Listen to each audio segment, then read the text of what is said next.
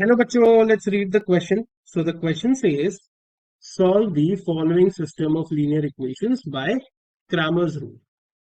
2x minus y is equal to 1, 7x minus 2y is equal to minus 7. So अब बच्चों इसका की concept लिख लेते हैं. की कॉन्सेप्ट तो अब बोला ही गया है कि क्रैमर्स रूल से सॉल्व करना है, तो Cramer's rule is gonna be the key concept बच्चों.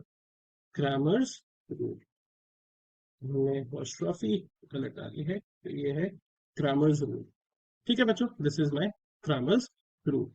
अब देखिए क्रैमर्स रूल क्या कहता है कि अगर मेरे पास इक्वेशंस है in the form of a1x plus b1y plus is equal to c1 and दूसरी इक्वेशन है a2x plus b2y is equal to c2.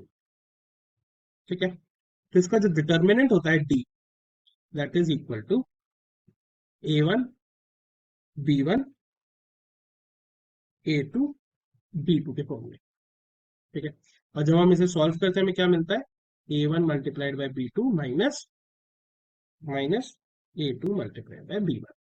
ठीक है, ये तो पूरे डिटर्मिनेंट की बात है. अब हमें सॉल्व करना होता है x और y के लिए, तो उसके लिए बच्चों दूसरे डिटर्मिनेंट और निकालते हैं dx, जो कि हम देते हैं इन the form of c1 b1 and c2 b2, और ऐसी dy देते हैं which is in the form of a1 c1 and a2 c2. तो अब x की वैल्यू यहां से कैसे देता हूं मैं, x की value is given as dx upon d, जो डिटर्मिनेंट की वैल्यू निकली है, और y की वैल्यू देता हूं बच्चों में dy अपॉन d. तो ऐसे हम वैल्यूज देते हैं.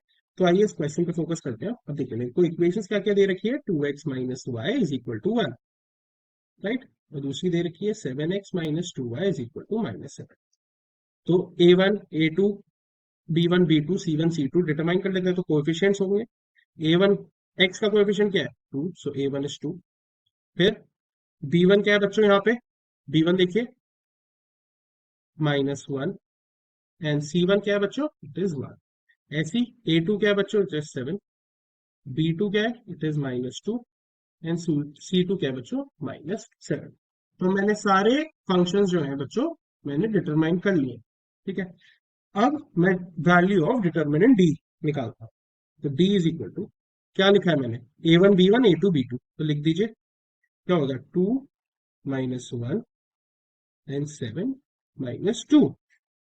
So this equals to, or this implies 2 multiplied by minus 2 minus 7 multiplied by minus 1, which is equal to minus 4 and plus 7. तो देखिए बच्चों क्रैमर्स रूल हम तभी निकाल सकते हैं जब डिटर्मिनेंट की वैल्यू जीरो ना हो. तो हमारे को यहाँ से वैल्यू आई है डिटर्मिनेंट की माइनस 4 प्लस 7 करके 3. Obviously 3 is not equal to 0, तो अब हम x की और y की वैल्यू निकाल सकते हैं. यहाँ पे लिख देते हैं Cramer's rule can be applied. Right, तो अब आइए यहां से निकालिए सबसे पहले dx की वैल्यू. तो dx क्या हो जाएगा मेरा, मैंने क्या लिखा था c1 b1 c2 b2.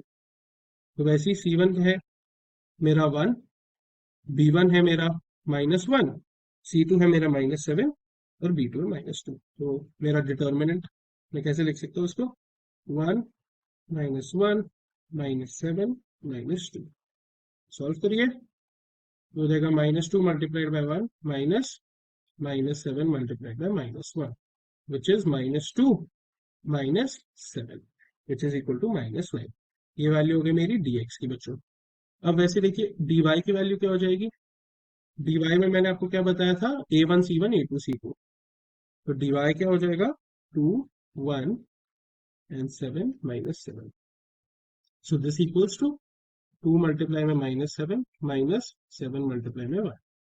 So minus 14 minus 7, which is equal to dy की वैल्यू माइनस 21. अब x और y की वैल्यू हम निकाल सकते हैं आराम से बहुत. x क्या हो जाएगा, x is dx upon d. तो dx की वैल्यू आई माइनस 9, d की वैल्यू आई 3. सो ये काटा कैंसिल हुआ माइनस 3. सो x आ गया बच्चों मेरा माइनस 3. अब ऐसी y is equal to dy upon d. dy की वैल्यू आई माइनस 21 और d की वैल्यू है मेरी 3. तो दिस इज -7। सो मेरी y की वैल्यू आ गई -7। सो मैं यहां से लिख सकता हूँ therefore x is equal to -3 and y is equal to -7. So the final answer is x is equal to -3, y is equal to -7. I hope you understood it well. Best of luck.